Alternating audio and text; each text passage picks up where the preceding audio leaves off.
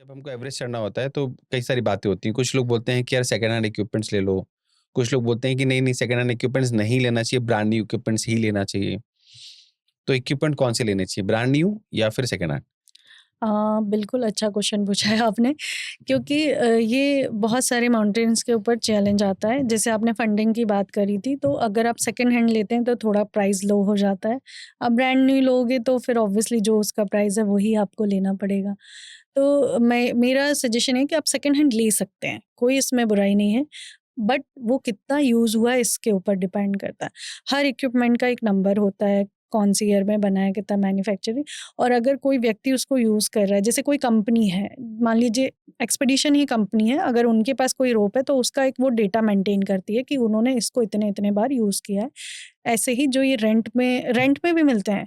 अच्छा, gears rent पे भी रेंट मिलते हैं? पे भी मिलते हैं। ओह! अगर आप चाहें तो आप लेके जाएँ और रिटर्न उसका जो भी रेंट है वो पे करें और आप वापस जब आएँगे तो आप वो रिटर्न कर सकते हैं। तो बहुत सारे वहाँ पर शॉप्स हैं जो ऐसा काम करते हैं। लेकिन अगर आप इसी फ़ील्ड में हैं और आप कंटि और भी एक्सपीडिशन करना चाहते हैं तो आपको अपना एक पर्सनल गियर बनाना चाहिए। ये मेरा सजेशन है कि नहीं, आप बिल्कुल I totally by your point. हाँ। कि अगर आप सिर्फ एवरेस्ट क्लाइंब करने गए हैं और फिर आपको ये इक्विपमेंट चाहिए तो आप रेंट कर लीजिए या खरीद लीजिए। आप ये भी होता है वहाँ पर कि आपने इक्विपमेंट खरीदा, फिर आपको अगर ये नहीं चाहिए तो आप उनको दोबारा सेल रीसेल कर दो। कर सकते हैं। ओके। तो ये सारी चीज़ें होती हैं क्योंकि काफ़ी एक्सपेंसिव गियर्स होते हैं, तो उनको कोई कितना रखने में कॉस्टिंग आती होगी गियर्स की टेंटेटिवली? 3 लाख तक के जो गियर्स हैं आपके आ जाते हैं। अब और थोड़ी बहुत रेट्स चीज़ें बढ़ गए होंगे। रेट्स बढ़ गए हैं तो बट फाइनली गियर्स ही तो आपको बचाते हैं। बिल्कुल, जैसे हमारे कुछ भी हम एक सामान खरीदते हैं तो आईएसआई मार्क होता हाँ, है। हाँ। वैसे ही इन गियर्स की भी रेटिंग्स होती हैं और मार्क होते हैं, इनके ईयर्स होते हैं, कब बना है, कैसे बना है, कौन से मटेरियल से बना है। तो ऐसा भी कुछ रहता है कि चलो ठीक है, ये चीज़ सेकंड हैंड ले लेनी चाहिए और ये तो न्यू ही खरीदना चाहिए, इसको सेकंड हैंड कभी नहीं लेना चाहिए? मुझे मतलब पर्सनली जो लगता है वो जैसे डाउन सूट आपका है और जो स्लीपिंग बैग है, ये सब पर्सनली लेना चाहिए और हार्नेस आपका अपना लेना चाहिए। और जैसे कुछ कैराबिनर्स हैं, वो आपको लेना चाहिए क्योंकि सेकंड हैंड में ना काफ़ी कई बार ऐसा हो सकता है कि वो लॉक खुल जाए हाँ उसका? हाँ, ये सारी चीज़ें तो आप चेक करके लेते हैं। तो ये कुछ चीज़ें हैं जो आपको अपना पर्सनल स्टफ़ रखना चाहिए इनका। तो तो इक्विपमेंट्स पे अभी हमारा और कुछ ऐसा चीज़ें हैं जो अभी हमको नहीं हम कवर कर पाएँ? नहीं, हमने ऑलमोस्ट कवर कर लिया है। जैसे गियर्स का हो गया तो जुमार लगता है और हमारे और जो इक्विपमेंट होते हैं जैसे ऑक्सीजन सिलेंडर तो उसका रेगुलेटर होता है। मेरा सजेशन है आपको रेगुलेटर 2 रखना चाहिए। Oxygen regulator. जिससे आप जो मास्क कैन जो हाँ, हाँ। हाँ, मतलब मास्क से कनेक्ट होके जो सिलेंडर में लगता है, हुँ। वो आपको 2 पेयर रखने चाहिए। ये आपको खुद नहीं खरीदने हैं, ये आपको कंपनी प्रोवाइड करती है जिसके साथ आप जा रहे हो। तो क्योंकि मेरे साथ एक कैजुअल्टी हुई तो पर्सनली मेरा सजेशन है कि क्या आप हुआ था उसमें? जब मैं एक बालकनी जो जगह है हुँ, एवरेस्ट से थोड़े नीचे है वो, हुँ। वहाँ पर मेरा रेगुलेटर ख़राब हो गया था और वो लीकेज बन गया था, ऑक्सीजन लीकेज हो रहा था। तो it's take like 1 and half hour जिसमें मैंने उस मतलब सफ़र किया कि लाइक मुझे ब्रीथ भी करना है। मतलब आपके एवरेज पे ऑक्सीजन लीक हो रही थी? हाँ। ओह! तो अगर मेरे पास दूसरा रेगुलेटर का ऑप्शन होता तो मैं वो चेंज करके मैं क्लाइंब कर सकती थी, बट मेरे पास एक ही रेगुलेटर था तो फिर ऑक्सीजन मास्क और रेगुलेटर तो फिर मुझे सफ़र करना पड़ा।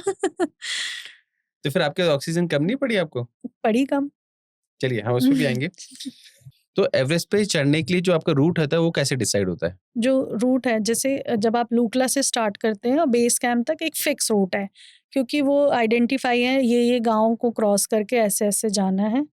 सबसे जो लास्ट है गोरक्षेप पड़ता है गाँव, उसके बाद जब हम ऊपर चढ़ते हैं तो बेस कैंप आ जाता है। बेस कैंप तक कोई रूट का कोई ऐसा प्रॉब्लम नहीं है कि बदल जाएगा या कुछ हो जाएगा। लेकिन जब हम बेस कैंप से टॉप पर जाते हैं, उसके बीच में रूट थोड़े बदल सकते हैं। तो एक जो टीम होती है शेरपाओं की एक लीडर टीम होती है, एडवांस टीम बोलते हैं वैसे तो उनको, जो कि एडवांस में जाकर फिक्स रोप करती है। फिक्स रोप मतलब टेक्निकल वर्ड है फिक्स रोप। फिक्स रोप से आप क्या समझ रहे हो?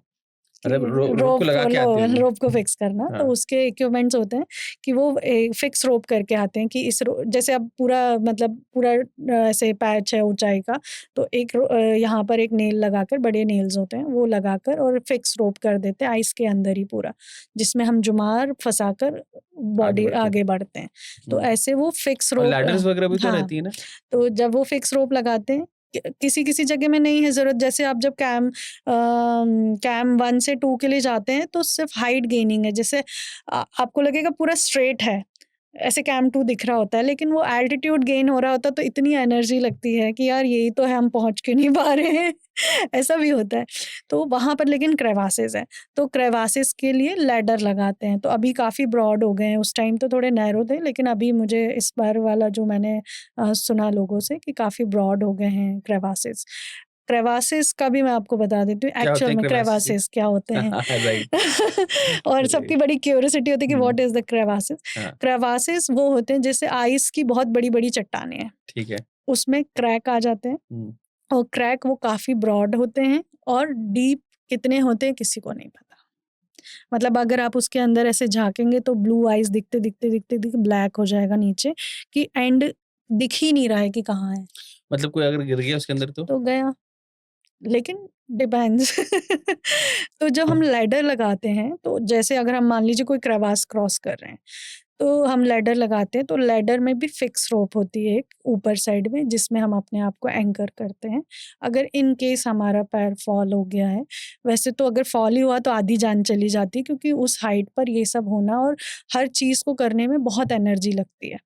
तो अगर हम गिर गए हैं या लटक गए हैं तो रेस्क्यू हो जाता है। लेकिन अगर इन केस अगर हमारा एंकर हट गया है और अगर हम नीचे डीप पे चले गए हैं, तो कई बार कॉन्शियस हैं तो अच्छी बात है, अनकॉन्शियस हो गए तो फिर बिल्कुल आपको कोई रिस्पॉन्स कैसे करेगा? तो कोई रेस्क्यू टीम है, आपको अगर वहाँ तक पहुँच पा रही है, अगर आप ज़िंदा हैं, तो रेस्क्यू करने के चांस रहते हैं कि हाँ, आवाज़ आ रही है तो बचा लिया जाए। लेकिन अगर आवाज़ आनी बंद हो गई या कुछ, कई बार तो इतना डीप होता है ना, और पता नहीं नीचे जाके शायद पानी हो, तो आप माइनस टेम्परेचर में चले गए हैं, तो फिर ऊपर आने का सवाल ही नहीं। लेकिन क्रेवास में बहुत ही कम लोग, एवरेस्ट में क्रेवास में कम लोग की डेथ हुई है। ऐसा नहीं है ज़्यादा हिस्ट्री में कि क्रेवास में गिरने से मरे, क्योंकि वो जनरली हैंग हो जाते हैं और उनको रेस्क्यू कर ले। तो जो ये टीम होती है, leader team, advance team Sherpa की, तो ये ऐसे-ऐसे जाती है। कैम 2 तक ये पूरा फिक्स रोप कर देती है, लैडर लगाती है। लैडर सिर्फ़ क्रेवास के लिए नहीं होता है, ये अ, जो बहुत सारी जो आइस वॉल होती है, उसमें भी कई बार लैडर लगाना होता है। तो हम क्रेवास तो समझ गए कि बड़ी-बड़ी आइस की चट्टानें जिसमें क्रैक आ गया है और वो बहुत डीप है, और वो क्रेवासेस कहलाते हैं। ऐसे ही एवलांच भी है। तो हम ये बाद में समझेंगे कि नहीं, आप एवलांच क्या एवलांच भी होता बताओ ना। है। एवलांच जो होता है, जैसे एक तूफ़ान, स्नो का तूफ़ान एक्चुअली में। तो एवलांच अलग-अलग टाइप्स के होते हैं। एक तो तूफ़ान के साथ एवलांच आता है वो, और एक होता है जो टिगर हो जाते हैं। जैसे कुछ कुछ एरिया है जो एवलांच प्रोन एरिया कहलाते हैं, कि वहाँ पर कभी भी एवलांच आ सकता है। जैसे मान लीजिए कहीं पर कोई आइस का पैच पूरा अटका हुआ है, स्नो का पैच अटका हुआ है, तो सम वाइब्रेशन या सम लाइक ज़्यादा सन है, मेल्ट होने के कारण या कुछ ऐसा, तो एक पूरा बड़ा पैच स्लिप होकर नीचे आ गया। खाना आपको खुद ही बनाना पड़ता है? बिल्कुल। क्या बनाते होगे वहाँ पे? हाई एल्टीट्यूड फूड होते हैं। जैसे आज काफ़ी ब्रांड्स आ गए हैं हाई एल्टीट्यूड, जो विदिन सेकेंड मिनट में उबल के पक जाएँ।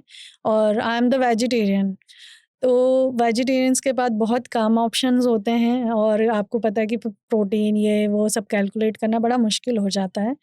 तो बड़ा मुश्किल आई मुझे भी कि नॉन वेजिटेरियन तो कुछ भी खा के अपना पेट भर ले रहे हैं। मुझे बड़ी दिक्कतें आई, लेकिन मैंने अपनी बॉडी को वैसे ही बना के रखा है हमेशा से, तो मैंने मैनेज किया।